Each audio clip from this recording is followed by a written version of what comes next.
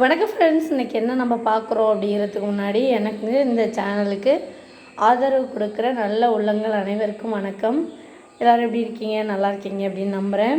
இந்த வடை மாதிரி வச்சுருக்கோம் இல்லையா, இது என்ன அப்படின்னாக்கா, நம்ம தலையில் நிறைய முடி கொட்டுறது இப்போ அதிகமாக இருக்குது.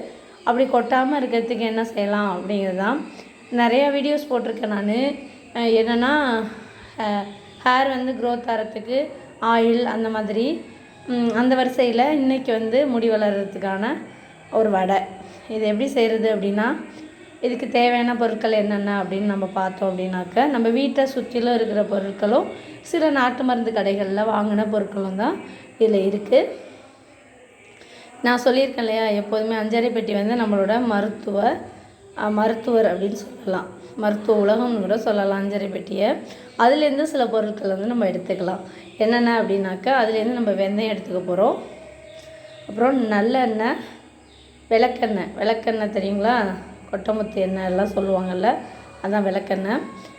அந்த விளக்கெண்ணெயில் இப்போது இந்த வடையெல்லாம் செய்கிறதுக்கு விளக்கெண்ணெய் ஒரு 50 ml எடுத்துக்கிட்டேன், நல்லெண்ணெய் ஒரு 50 ml, செம்பருத்தி, ஒத்த செம்பருத்தி பூ, அடுத்தது ஒத்த செம்பருத்தி இலை, அதுக்கப்புறம் கருவேப்பிள்ளை, முருங்கைக்கீரை, வேம்பாலம்பட்டை, கருஞ்சீரகம், ஜடாமன்சி, இதுதான் இதில் போட்டு நான் அரைச்சி வச்சுருக்கேன். இதை இந்த வடையை நல்லா நிழல் காய்ச்சலாக காய வச்சதுன்னா, அதாவது நல்ல வெயில் நேரத்தில் நிழல் காய்ச்சல்னா காயும், இல்லைன்னா வெயிலில் வச்சு காய வச்சுக்கோங்க. அப்படி காய வச்சு எடுத்துக்கிட்டு இந்த வடையெல்லாம் தனித்தனியாக நல்லா வெயிட்லெஸ் ஆகிடும், ஈரம் இல்லாமல் ஆகிடும். அந்த மாதிரி நேரத்தில் ஒரு வெள்ளை துணியில் ஒரு வடையை எடுத்து கட்டி நல்லா இறுக்கமாக முடிச்சு போட்டு வச்சுருங்க. அந்த கிளாத்தை நல்லா கிளாஸில் தேங்காய் எண்ணெய் ஊற்றி வச்சுக்கோங்க, கிளாஸ் பாட்டிலில். அதுக்குள்ளே இந்த வடையை போட்டுருங்க, துணியில் கட்டி. அப்படி போட்டிங்கன்னா அதில் உள்ள எசன்ஸ்லாம் இறங்கிடும். அதுக்கப்புறம் அந்த எண்ணெயை நம்ம தேய்ச்சி வச்சுக்கலாம், தேய்ச்சும் குளிச்சுக்கலாம்.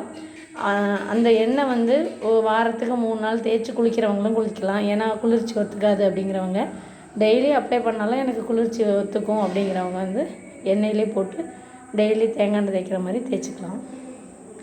அதுக்கப்புறம் பார்த்திங்கன்னா, இந்த வடையை தேங்காய் எண்ணெயில் போட்டு காய்ச்சியும் பயன்படுத்திக்கலாம். இதில் சோற்றுக்கற்றைகளையும் போட்டு அரைச்சிருக்குங்க, தண்ணி ஊற்றியே அரைக்கலை. பயன்படுத்துங்க ஃப்ரெண்ட்ஸ், இந்த மாதிரி பயன்படுத்துங்க. நன்றி.